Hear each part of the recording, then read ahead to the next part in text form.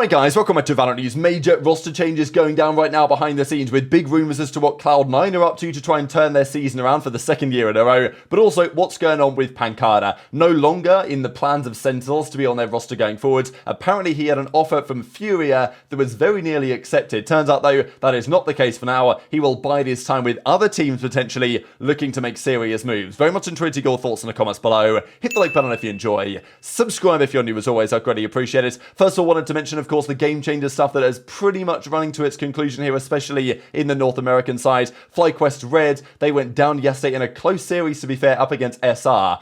SR have just been dominating for some time. Floor, of course, again, as always, had a very good series. Nice little 4K here, of course, on the ascent. The binds they did, of course, go down, though, which was a bit of a surprise, because I think some people expected maybe SR would just go through this entire tournament, not losing a single map, but that's not what happened in the end. They did lose here, the bind 13-11. Floor had a surprisingly tough map for her, but yeah, Ascent was 13-6. Lotus was 13-7. GG, chalk it up. Fair play to FlyQuest actually keeping this somewhat competitive, but in the end, as expected, SR moved to the grand finals of the Series 1 North America Game Changers, and they'll play the winner of FlyQuest Red and Decimate, of course, who play in the lower final, which is coming up today later on this evening. So those are the respective teams in question. I've also got to mention, though, the teams are getting out there to Madrid. Basically, as of today, the teams should be arriving.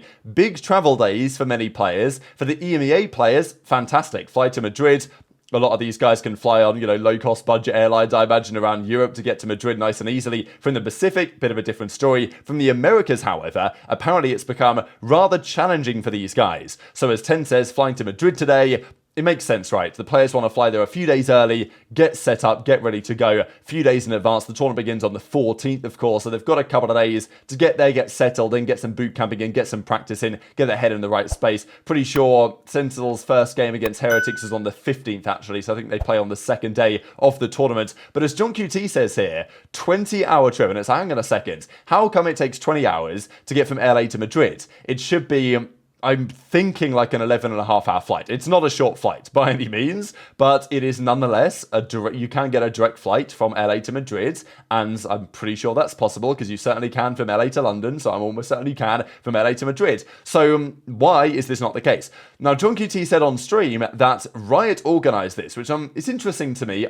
Maybe this is standard procedure, but I think for, I don't know, other esports for sure, the teams organise it, and maybe the league funds some of that. But often I think the teams have to put up the funding to get the travel done themselves. So Riot, I imagine, have tried to save some money here and have found probably a significantly cheaper way to get the players from the Americas over to Madrid, and that is not a direct flight. So as John QT says, they are probably have now concluded, but on a flight basically to Istanbul, an even longer flight all the way to Turkey. They've then got a layover in Istanbul for a couple of hours, and then they're flying back to Madrid, which is another major flight. Riot quite literally booked the worst flight of all time, and I'm so mad just thinking about it, bro.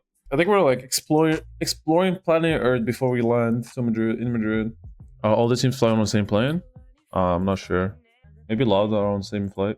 We're going to Turkey first, then we're going to Madrid. We're literally gonna pass through Madrid to go to Turkey and come back, bro. Our flight is so long. LA to Turkey, Istanbul is like 12 hours, 13 hours. Then we have a 2-hour layoff and we have a 5-hour to Madrid. Like I have a middle economy seat for 12 hours, 13 hours. I couldn't even upgrade. Business class was 10K, legit 10K, and it's not even available. Like whoever goes from America is so hard. Like we're wasting 2 days on travel, and we finished our final like Sunday. Like compared to other regions, they earlier. You will fly more than 10 hours to get eliminated by K Corp? Maybe.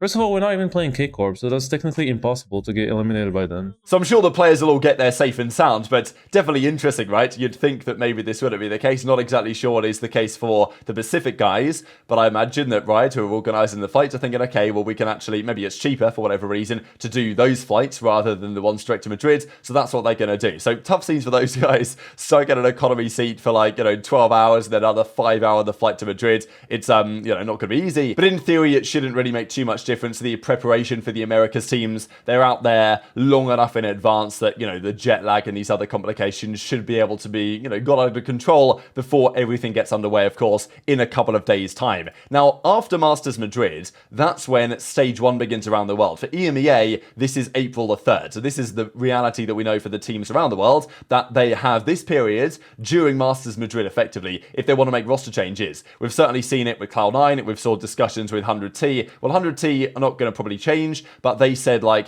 it's frustrating that they lost the kickoff in the absolute group of death Grueler series that they played, and then they can't play again until April, right? But that's the case for all of the teams.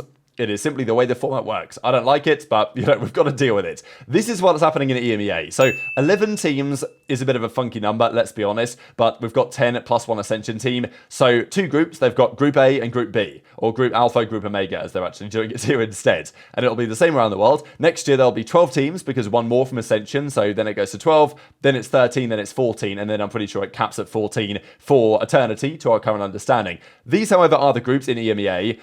Somewhat lopsided. Now, the way this works is, during the stage 1, all of the alpha teams play the omega teams, and all the omega teams play the alpha teams. So all of the alpha teams will play 6 matches against all the omega teams, and then all of the omega teams will play 5 matches against these guys. Then, in the second split, they then change that around, and the alpha teams play internally 4 games, and the omega teams play internally 5 games. So they end up playing everybody once, but over 2 separate splits. I think that's the way that it works. Group Omega, though, is pretty bad, I'm not gonna lie, compared to Group Alpha, in my opinion. Heretics obviously are good, Na'Vi, bit suspect, KOI, bit suspect, for esports pretty bad, to our understanding. Gentlemates, Ascension winners, not massively impressed, and then Giant X, not good either. Group Alpha, however, we have BBL, okay, maybe up and down, Vitality, shown some promise for sure, Liquid, who, you know, should be better than I think they showed, Fnatic and Carmine Corp. Like, Group A is stacked as far as I'm concerned. Fnatic obviously lost out to KC to qualify for Masters Madrid, but still, I mean, they are Fnatic at the end of the day, and KC might come into this as winning, you know, Masters Madrid, who knows? They are arguably the favourites for the entire event, up there with Sentinels based on their recent performances. But when these teams do come back from Masters Madrid, they will encounter different situations with their domestic teams, because the rumour has it, changes are being made. Now, Neuer does a pretty funny video here where it's basically just audio, but you know, there's a video in the background kind of going on as well, where he discusses in Portuguese, of course, what's been happening behind the scenes. So this is a good translation that Nes Miraz put here on the Reddit, discussing what is happening behind the scenes, what is the TLDR. Now, we'll get back to the Cloud9 stuff in a second. But speaking of pANcada got an offer from Furia, but apparently he wasn't interested in the offer or the project. He also said the LATAM orgs have more financial power than the Brazilian orgs. Of course, that's Noyan saying that. So there is a higher chance to pANcada joining Leviathan. That's his opinion, nothing done yet. But he also said that potentially Tex's position at Leviathan, of course, could be under threat in the team.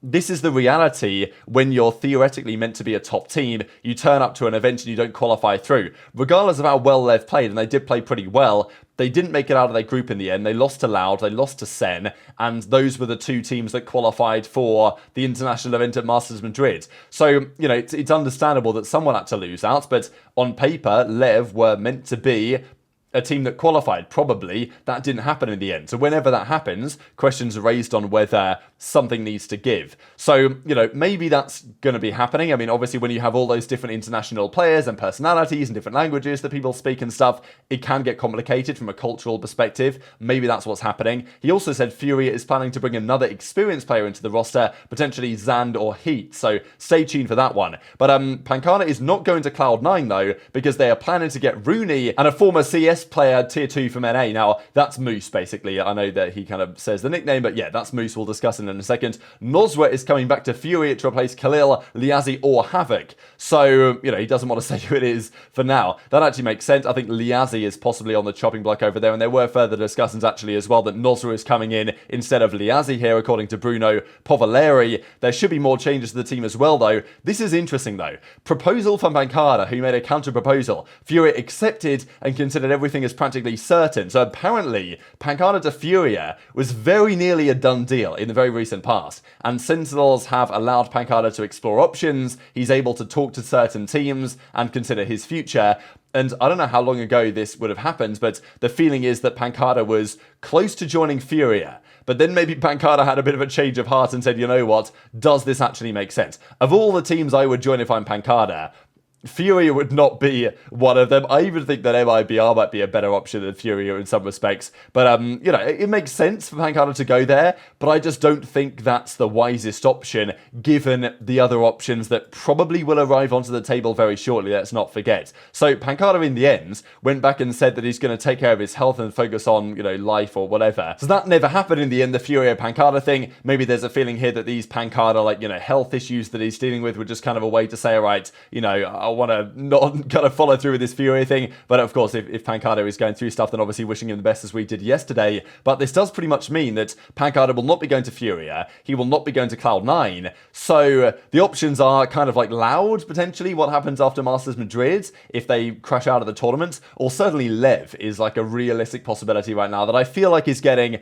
somewhat more likely, right? The whole Aspas pANcada idea, I don't know, I kind of like it, and I feel like that might be what pANcada is thinking as well right now, especially given the fact that Sentinels are allowing him to go and explore options with no buyout involved at all. And as a result, if Leviathan don't have to pay a buyout, they can therefore afford to pay him more salary, right? Which is probably a good idea. Now, Cloud9, they are in advanced discussions with Runi coming back into the team. So pretty wild. We know that Whippy is gone. We know that there's been a feeling that Jake is probably gone as well.